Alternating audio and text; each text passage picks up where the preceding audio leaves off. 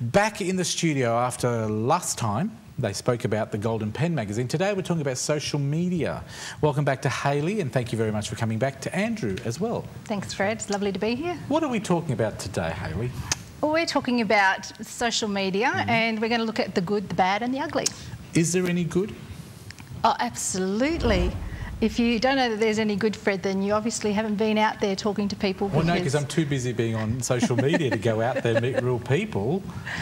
Tell me why you think it's so good, guys. I think that there's some amazing benefits for individuals, and I'm going to talk about in a slightly different perspective than business. We'll go into business in a minute. For people who are isolated, Fred, social media has become just an amazing place where they can connect and have community.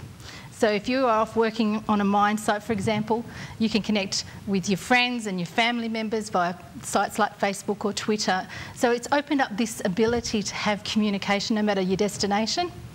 And that connection keeps people, really does keep people going. I've had so many people tell me, wow, Facebook really has helped me a lot, because they've been depressed or isolated and felt that connection. And I think that's a real valuable part. I agree with you. People who are overseas, their families not connected here in WA or Australia, far away, you get to talk to them on a regular basis.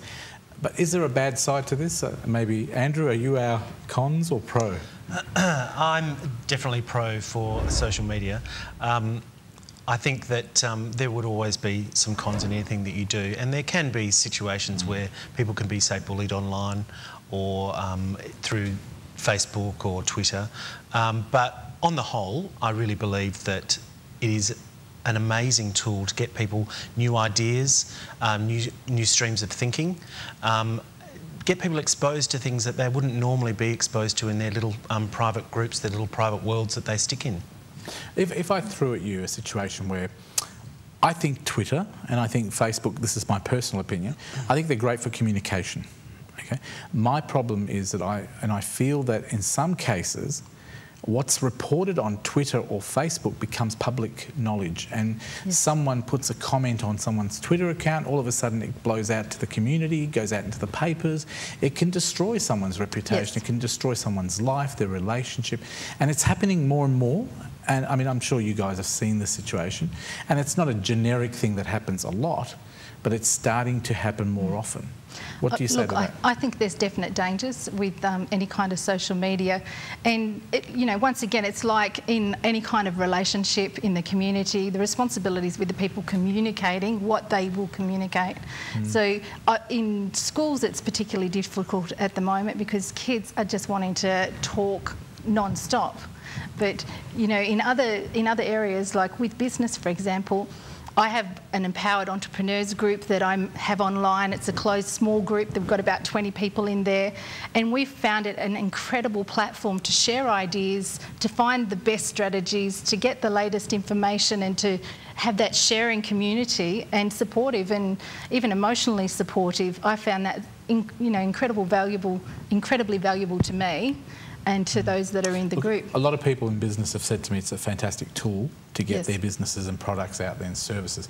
Do you think, talking about young people that are now using social media, do you think maybe some are too young to use it? Should there be a more strict age limit on these things?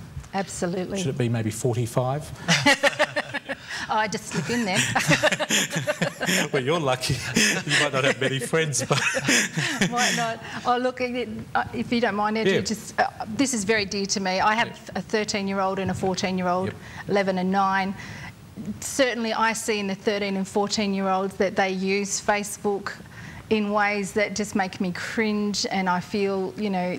Are you scared as a parent that sometimes kids talk to strangers, weirdos? Definitely. But I think that's where we are looking at social media here, and I believe the word that's most important is social.